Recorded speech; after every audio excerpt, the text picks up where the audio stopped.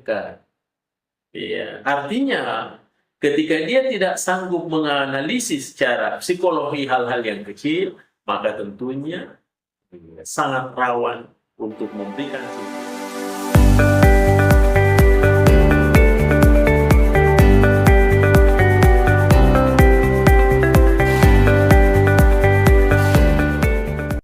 Bismillahirrahmanirrahim. Assalamualaikum warahmatullahi wabarakatuh. Hadirin pemirsa sekalian dimanapun berada, terima kasih karena selalu menyempatkan waktu menonton salah satu channel kita, Mr. Koronis, komunikasi romantis dan humanis. Baik para pemirsaku dimanapun berada, tentunya saya selalu berterima kasih karena selalu menyaksikan, selalu mengamati fenomena-fenomena dari video ke video lainnya terkait dengan tentunya persoalan-persoalan komunikasi. Ya, tentu saja komunikasi ini kita bahasakan adalah sifatnya mengglobal, ya, sehingga semua orang tertarik dengan fenomena-fenomena komunikasi. Saya pernah ketengahkan dalam satu video kita bahwa komunikasi ini bisa didekati tentunya oleh beberapa fenomena-fenomena lain. Ya, seperti tentunya dalam dunia kedokteran, ya, bisa kita bahasakan sebagai komunikasi kedokteran. Ketika didekati oleh ekonomi, maka kita bahasakan sebagai komunikasi ekonomi. Didekati dengan politik, maka bisa berarti komunikasi politik, ya, dan tentu dan seterusnya. Baik para pemirsa sekalian dimanapun berada, pada saat ini yang saya akan ketengahkan tentu masih terkait dengan persoalan komunikasi. Di dalam komunikasi tentunya ada yang disebut dengan psikologi komunikasi. Ya, oleh karena itu pada kesempatan ini kita coba membuat satu uraian, ya, satu diksi terkait dengan komunikasi, analisis psikologi komunikasi. Ya, komunikasi analisis, tapi yang dianalisis adalah tentunya bagaimana analisis psikologi komunikasi. Baik para pemirsa sekalian dimanapun berada, pada saat ini ada 3 yang akan saya ketengahkan terkait dengan bagaimana psikologi komunikasi dalam menganalisis. Tentunya ada perbedaan-perbedaan dengan yang lainnya. Tapi tentu saya tidak akan bahas yang lainnya, tetapi yang akan kita bahas adalah tentunya terkait dengan analisis psikologi komunikasi. Saya katakan tadi bahwa ada 3 hal yang perlu kita rawat, yang perlu kita pertahankan, yang perlu kita jadikan sebuah rujukan di dalam analisis psikologi komunikasi. Yang pertama, ya, ketika psikologi komunikasi menganalisis, maka yang pertama itu dia harus menyingkirkan semua sikap yang memihak dan semua yang menilai secara normatif. Ya. Tentu penilaian secara normatif adalah penilaian yang tentunya berdasarkan hukum alam yang sudah berlaku, ya, berdasarkan norma-norma yang ada. Ya, artinya bila X maka Y, itu penilaian normatif. Ya, bila terjadi satu keadaan tertentu maka tentunya timbul perilaku tertentu, itu keadaan normatif, ya. Tetapi dalam psikologi komunikasi tentunya dia akan melihatnya lebih jauh, ya. Artinya psikologi komunikasi itu akan mengungkap apa sesungguhnya yang terjadi di balik itu. Artinya bila X maka Y, kenapa maka Y? Ketika terjadi sesuatu, kenapa tiba-tiba berubah dalam keadaan tertentu? Itu yang akan dianalisis oleh psikologi komunikasi. Ya, itu yang pertama. Kemudian yang kedua, psikologi komunikasi itu dapat menguraikan kejadian-kejadian menjadi satuan-satuan kecil, ya, untuk dianalisis lebih jauh. Hal-hal yang kecil itu tidak bisa disepelekan.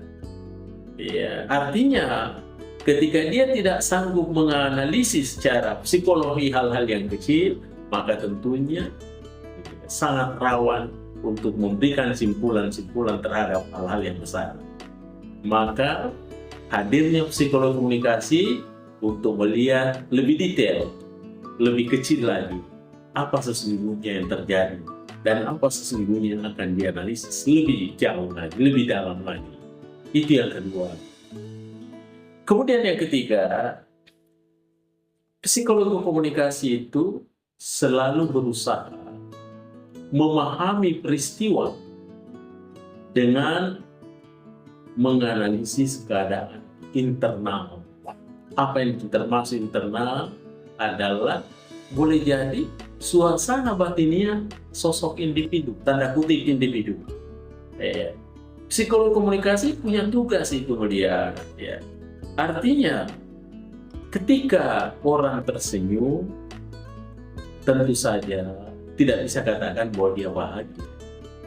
Itu adalah sesuatu yang normatif. Ketika dia senyum, maka pasti bahagia. Tapi dalam psikologi komunikasi, tentunya akan kita melihat apakah benar bahwa ketika dia tersenyum, betul-betul dia bahagia. Atau bisa juga ada sebaliknya. Dia tersenyum sekadar untuk tidak mau larut dalam permasalahannya. Maka daripada dia termenung, daripada dia krisis, mendingan dia lari kepada tersenyum-senyum. Sehingga dapat teratasi apa yang menjadi masalah. Fenomena yang kedua tentunya, ketika ada yang menangis, meneteskan air mata, tentunya tidak bisa dijustifikasi bahwa dia bersedih. Psikologi komunikasi akan melihatnya lebih jauh. Apa sesungguhnya membuat dia air matanya jatuh? Air matanya berlinang. Apakah memang karena dia sebuah kesedihan yang mendalam, ada duka yang mendalam, atau boleh jadi karena dia merupakan sebuah kesenangan, sebuah kegembiraan yang meluap-luap. Boleh jadi itu yang bisa membuat air matanya menjadi berlinang. Psikologi komunikasi melihatnya itu. Artinya, sosiolog itu melihatnya bahwa faktor-faktor yang mempengaruhi strata sosial, yang membuat strata sosial, yang mempengaruhi perilaku sosial, itu sosiolog melihatnya itu. Kemudian biolog melihatnya adalah bagaimana komposisi fisik dan organisme manusia umpama, bagaimana dia bisa eksis manusia satu di tempat yang satu dengan di tempat yang lain. Itu biolog melihatnya itu. Tetapi psikolog melihatnya itu adalah bagaimana caranya dia bisa mencoba menyingkap apa yang tersembunyi di balik layar panggung komunikasi. Artinya, psikologi komunikasi tidak melihat sejauh mata tertumbuh, tetapi dia mampu melihat lebih jauh lagi, ingin menganalisis lebih jauh lagi apa sesungguhnya yang terjadi di balik tembok. Itu psikologi komunikasi melihatnya. Oleh karena itu, posisi psikologi di sini adalah dia merupakan satu alat detektif untuk mengungkap penjahat-penjahat yang tentunya penjahat yang membuat dia menarik untuk dikaji, dan tentunya psikolog harus bertanggung jawab, mempertanggungjawabkan itu sesuatu yang menarik, sehingga dengan demikian dapat mengungkap menjadi sesuatu yang bermanfaat. Jadi di sini posisi psikologi adalah sebagai alat detektif untuk mencari siapa pelakunya, kenapa seperti itu, kenapa bisa terjadi seperti ini. Itu adalah bagian dari sisi-sisi daripada psikologi komunikasi. Baik para pemirsa sekalian dimanapun berada, oleh karena itu saya berterima kasih. Mudah-mudahan ada manfaatnya apa yang saya sampaikan pada kesempatan ini, yang tentunya terkait dengan analisis psikologi komunikasi. Insya Allah kita ketemu lagi pada video-video berikutnya dalam channel